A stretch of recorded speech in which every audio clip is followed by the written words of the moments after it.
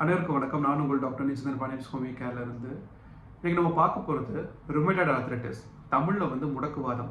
ஏற்கனவே இதை பற்றி நம்ம பேசியிருப்போம். அந்த வீடியோவுடைய பாகம் 2 இருக்கும். அதோடைய விரிவாக்கமாக கூட இது நமக்கு இருக்கும். ருமேட்டாய்டு ஆர்த்ரைட்டிஸ்ங்கிற ஒரு நோயின்னு சொல்கிறத காட்டிலும் இது ஒரு நிலைப்பாடுன்னு சொல்லலாம். இது ஒரு ஆட்டோ இம்யூன் கண்டிஷன்.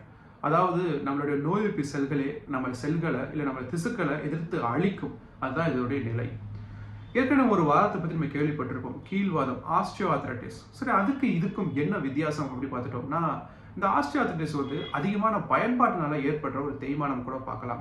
எடுத்துக்காட்டுக்கு அதிகமான சுமை தூக்கிறதாலும் சரி, அதிகமாக நடந்தே வேலை பார்க்குறவங்க, இவங்களுக்குலாம் வர பிரச்சனை தான் இந்த ஆஸ்டியோ ஆர்த்ரைட்டிஸ். வயது முதிர்ச்சினால அதிகமாக வரும். ஆனால் இந்த முடக்குவாதம் சொல்லப்படுற ருமேட்டாய்டு ஆர்த்ரைட்டிஸ்ங்கிறது எந்த வயசுல வேணா வரலாம் உங்களுக்கு. இது நம்மளுடைய போனுடைய லைனிங் சொல்லப்படுற இந்த சைனோவியத்தை ஃபர்ஸ்ட் வந்து தாக்கும். அதுக்கப்புறம் கார்டிலேஜ் குருத்தெலும்பை தாக்கி நம்ம போன், அதாவது நம்ம எலும்புக்குள்ள சென்றது போனே அரிச்சு இதோடைய ஸ்ட்ரக்சர், அதன் அமைப்பே மாற்றக்கூடிய செயல்களை வந்து இது செயல்படுத்தும். இதை தாண்டி இது வந்து நம்மளுடைய எலும்புகளை மட்டும் தான் தொந்தரவு பண்ணுமா அப்படின்னு பார்த்தோம்னா நிச்சயமா கிடையாது. நம்மளுடைய கண்களா இருக்கட்டும், நுரையீரலா இருக்கட்டும், இருதயமா இருக்கட்டும், தோலா இருக்கட்டும், பிளட் வெசல்ஸ், ரத்த நாளங்களா இருக்கட்டும், எல்லாத்துலயுமே இது வந்து பாதிப்படைய செய்யும்.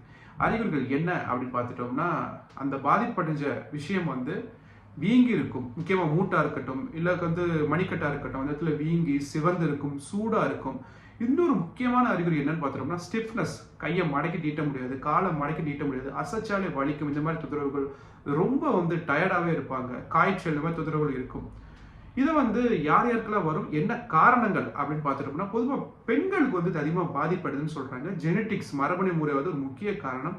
ஒபிசிட்டி, உடல் பருமனும் ஒரு காரணம். அதுக்கப்புறம் ஸ்மோக்கிங், அதிகமான புகைப்பழக்கம் இருந்தாலும் ஒரு காரணம். அதிகமான ரசாயனம் கலந்த மாத்திரைகள் சிறு வயதில் அதிகமாக எடுத்திருந்தது, இல்லை பரம்பரையில் யாராவது வந்து அதிகமான மாத்திரைகள் எடுத்து அவங்க மூலியமா அவங்களுடைய குழந்தைகளுக்கு வந்து இது பரப்பப்பட்டு, மரபணு மூலியம் பரப்பப்பட்டு தொந்தரவுகளை கொண்டு வரும்.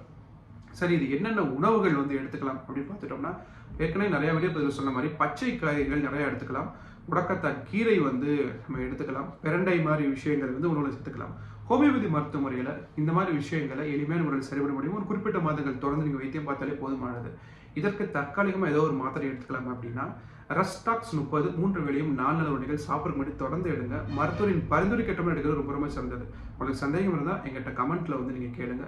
நெக்ஸ்ட் ஒரு வீடியோவில் வேறு ஏதாவது விஷயங்கள், வேறு ஏதாவது தொடர்ந்து பார்க்கலாம். நன்றி.